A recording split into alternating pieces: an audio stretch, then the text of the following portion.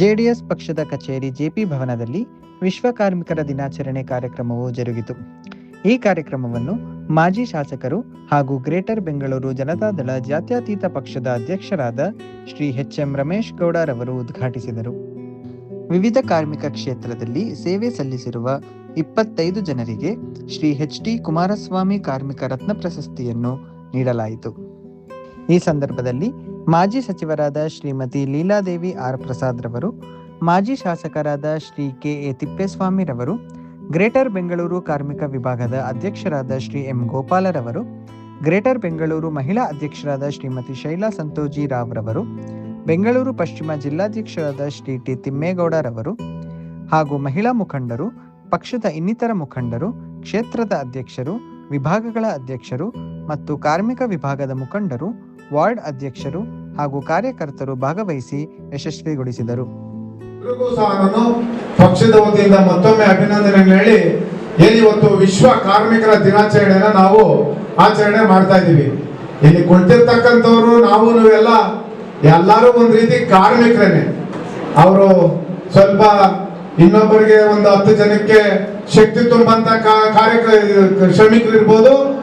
ಏನು ನಮ್ಮ ಅದೇ ರೀತಿ ಅಮ್ಮವರು ಬಹಳ ಹೇಳ್ತಾ ಇದ್ರು, ಹೆಣ್ಣು ಮಕ್ಕಳು ಮಹಿಳೆಯರು ಮನೆಯಲ್ಲಿ ಏನು ಕೆಲಸ ಮಾಡ್ತಾ ಇದ್ದಾರೆ ಅವ್ರಿಗೆ ಯಾವುದೇ ಭದ್ರತೆ ಇಲ್ಲ ಅಂತ ಹೇಳಿ. ಆಕ್ಚುಲಿ ಹೆಚ್ಚಿನ ಭದ್ರತೆ ಇರ್ತಕ್ಕಂಥದ್ದೇ ಅವ್ರಿಗೆ. ಯಾಕೆ ಅಂತಂದ್ರೆ ಒಬ್ಬ ಯಶಸ್ವಿ ಪುರುಷ ಅಂತಂದ್ರೆ ಅದರಿಂದ ಒಬ್ಬ ಮಹಿಳೆ ಇದ್ದಾರೆ ಅಂತೇಳಿ ನಾವೆಲ್ಲ ಇವತ್ತೇನು ಇಲ್ಲಿ ಬಂದಿದ್ದೀವಿ.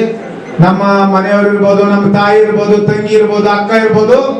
ಮೊದಲನೇದಾಗಿ ಮನೆಯಲ್ಲಿ ನಾವೇನೇ ಮಾಡಿದ್ರು ಸಹ ಬೆಳಗ್ಗೆ ನಾವೇನಾದ್ರೂ ಬಂದು ದುಡ್ಡು ಬೇಕು ಅಂದ್ರೆ ಅವ್ರ ಹತ್ರನೇ ಕೇಳಿ ಇಸ್ಕೊಂಡ್ ಬರ್ಬೇಕು. ಯಾಕಂತಂದ್ರೆ ಎಲ್ಲ ನಮ್ಗಿಂತ ನಮ್ಮೇನು ಆಸ್ತಿ ಗೀಸ್ತಿದ್ರೆ ನಮ್ಗಿಂತ ಹೆಚ್ಚು ಆಸ್ತಿ ಹೆಣ್ಮಕ್ಳ ಹೆಸರಲ್ಲೇ ಇರ್ತದೆ. ಹಾಗಾಗಿ ಅವ್ರಿಗೆ ಹೆಚ್ಚಿನ ಒಂದು ಭದ್ರತೆ ಇದೆ. ಹಾಗಾಗಿ ಅಮ್ಮವರು ಹೇಳ್ತಾ ಇದ್ರು. ಹಾಗಾಗಿ ಕಾರ್ಮಿಕರು ನಾನು ಅದೇ ಕೇಳ್ತಾ ಇದ್ದೆ ತಿಪ್ಪೇಸ್ವಾಮಿ ಸಾಹೇಬ್ರಿಗೆ, ಸಂಘಟಿತ ಮತ್ತೆ ಅಸಂಘಟಿತಕ್ಕೆ ಇರ್ತಕ್ಕಂಥ ವ್ಯತ್ಯಾಸ ಏನು ಅಂತ ಹೇಳಿ ನಾನು ಕೇಳ್ತಾ ಇದ್ದೆ. ಹಾಗಾಗಿ ದೇಶದ ದೃಷ್ಟಿಯಲ್ಲಿ ಕೂಡ ಹಲವಾರು ವಿಷಯಗಳನ್ನ ನಾವು ಗಣನೆಗೆ ತಗೊಳ್ಬೇಕಾಗ್ತದೆ. ಏಪ್ರಿಲ್ 2026ಕ್ಕೆ ನಮ್ಮ ದೇಶದ ಜನಸಂಖ್ಯೆ 146 ಕೋಟಿ. ಇದರಲ್ಲಿ ಸರಿಸಮವಾಗಿ ಸುಮಾರು 52ರಿಂದ 55 ಕೋಟಿ ಜನ ಒಂದಲ್ಲ ಒಂದು ವರ್ಗದಲ್ಲಿ ಕೂಡ ಕಾರ್ಮಿಕರಾಗಿ ಅಥವಾ ಶ್ರಮಿಕರಾಗಿ ಶ್ರಮಿಸುತ್ತಿದ್ದಾರೆ. ಇವರೆಲ್ಲರೂ ಕೂಡ ವಿವಿಧ ಕ್ಷೇತ್ರಗಳ ಕೈಗಾರಿಕೆ ಇರಬಹುದು, ಸರ್ಕಾರದಲ್ಲಿ ಇರಬಹುದು, ಅಥವಾ ನಮ್ಮದೇ ಆಗಿರ್ತಕ್ಕಂತಹ ಕೃಷಿ ಉದ್ಯಮದಲ್ಲಿ ಇರಬಹುದು, ಎಲ್ಲ ಕೂಡ ತೋರಿಸ್ಕೊತಿದ್ದಾರೆ. ಇವರುಗಳ ಹಿತರಕ್ಷಣೆ ಕಾಪಾಡತಕ್ಕಂಥದ್ದು ರಾಜ್ಯ ಮತ್ತು ಕೇಂದ್ರ ಸರ್ಕಾರಗಳ ಒಂದು ಆದ್ಯ ಕರ್ತವ್ಯ ಆಗಿದೆ. ಬಹುಶಃ ಗೊತ್ತಿದೆ ನಮ್ಮೆಲ್ಲರಿಗೂ ಕೂಡ ಮೇ 1ನೇ ತಾರೀಕು ಯಾತಕ್ಕೋಸ್ಕರ ಆಚರಣೆ ಮಾಡ್ತಿದ್ದೇವೆ. ಹಿಂದೆ ಅಮೆರಿಕಾದಲ್ಲಿ 1886ರಲ್ಲಿ ಮೇ 1ನೇ ತಾರೀಕಿಗೆ ಏನು ಅವತ್ತು ಅಲ್ಲಿ ಪರಿಸ್ಥಿತಿಯಲ್ಲಿ ದಿವಸಕ್ಕೆ 12 ಗಂಟೆ 14 ಗಂಟೆ ದುಡಿಸ್ಕೊತಾ ಇದ್ರು.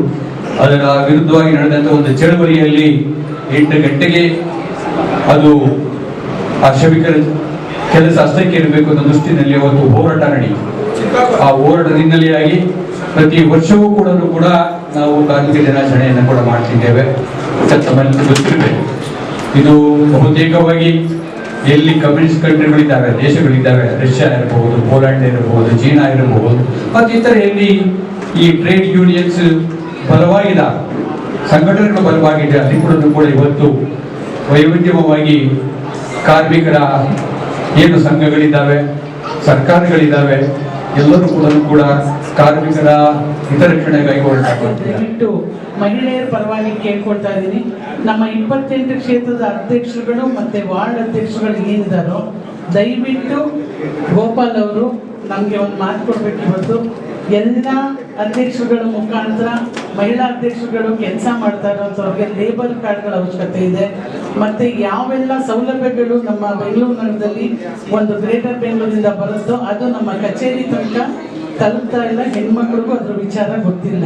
ಹಾಗಾಗಿ ತಾವು ಏನೀಗ ಅಧ್ಯಕ್ಷರಾಗಿದ್ದೀರೋ ಗ್ರೇಟರ್ ಬೆಂಗಳೂರಿಗೆ ಈ 26ರಿಂದ ದಯವಿಟ್ಟು ಗೋಪಾಲ್ ಅವರು ಎಲ್ಲ ಒಂದು ಯಾರಾದರೂ ಒಬ್ಬರನ್ನ ತಾವು ನೇಮಕ ಮಾಡಿ ನಮ್ಮ ಮಹಿಳೆಯರು ಎಲ್ಲ ಕಾರ್ಮಿಕರಿಗೂ ಏನೆಲ್ಲ ಸೌಲಭ್ಯಗಳು ಸಿಗುತ್ತೋ ತಾವು ಹೇಳ್ಕೊಟ್ಟಾಗ ನಮ್ಮ ಅಧ್ಯಕ್ಷರ ಮುಖಾಂತರ ಆ ವಾರ್ಡ್ ಅಧ್ಯಕ್ಷರು ಮಹಿಳೆಯರು ಅವ್ರ ಮನೆ ತನಕ ತಲುಪಿಸ್ತಾರೆ.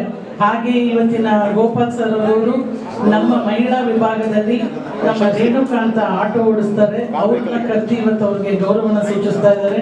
ಹಾಗೆ ನಮ್ಮ ವರ್ಕರ್ಸ್ ಏನು ಮನೇಲಿ ಕೆಲಸ ಮಾಡ್ತಾರೆ ಶೋಭಾ ಅನ್ನೋರನ್ನ ಕರೆದು ಗೌರವಿಸ್ತಾ ಇದ್ದಾರೆ. ಮತ್ತೆ ನಮ್ಮ ರಾಮಯ್ಯ ಹಾಸ್ಪಿಟಲಲ್ಲಿ ಡಾಕ್ಟರೇಟ್ ಪಡೆದಿರುವಂಥ ಸುಮತಿ ಅಂತ ಮಲ್ಲೇಶ್ವರಮಿಂದ ಬಂದಿದ್ದಾರೆ. ಹಾಗಾಗಿ ಅವರು 5 ಜನ ಮಹಿಳೆಯರಿಗೆ ನಮ್ಮ ಗ್ರೇಟರ್ ಬೆಂಗಳೂರು ಮಹಿಳಾ ವಿಭಾಗದಿಂದ ನಮಗೂ ಒಂದು ಅವಕಾಶ ಕೊಟ್ಟು ಇವತ್ತು ಸನ್ಮಾನ ಮಾಡಿ ಅವ್ರಿಗೆ ಗೌರವಿಸ್ತಾ ಇದ್ದಾರೆ. ಎಲ್ಲ ಮಹಿಳೆಯರ ಪರವಾಗಿ ನಾವು ಗೋಪಾಲ್ ಅವ್ರಿಗೂ ಅಭಿನಂದನೆಯನ್ನು ತಿಳಿಸ್ತಾ ಇದ್ದೀವಿ. ಪ್ರತಿಯೊಬ್ಬ ಮನೆಯಲ್ಲಿರ್ತಕ್ಕಂಥ ಹೌಸ್ ವೈಫು ನಿಜವಾದ ಕಾರ್ಮಿಕರು. ಅವ್ರಿಗೆ ಸಂಬಳ ಇಲ್ಲ, ಅವಳು ಏನು ಕೆಲಸ ಮಾಡ್ತಾಳೆ, ಕಡಿಮೆ ಕೆಲಸ ಮಾಡಿದರೆ ಗಂಡನೋ ಅಪ್ಪನೋ ಬಂದು ಬೈತಿರ್ತಾರೆ ಅವಳಿಗೆ.